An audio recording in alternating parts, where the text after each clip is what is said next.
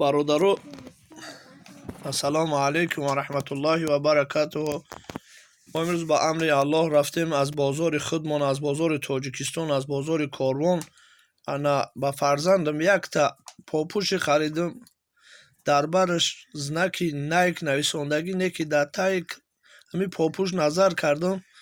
بدبختا من در تای همین کراسوفکی نام الله نویسنده است. از این جمله از مردم احترامانه خواهش میکنم نسبت همین پاپشو بسیار احتیاط باشند.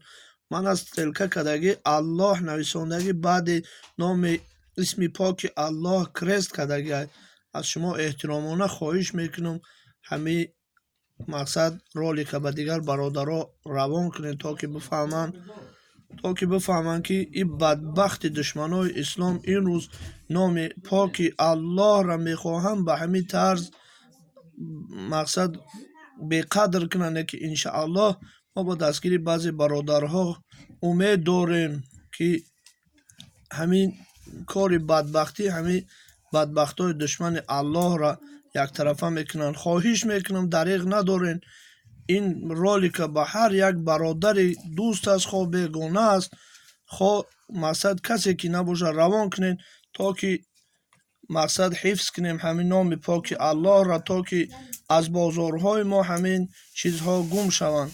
از شما احترامانه باز هم خواهش میکنم که همین را به دیگران روان کنین و در پیش الله قدر منزلتون را بلند کنین تا که اسم پاک الله را نتونن بدبختا اینقدر پایمال کنن.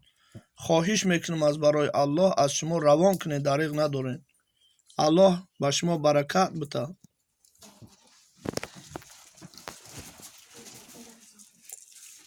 بابا ماما از داده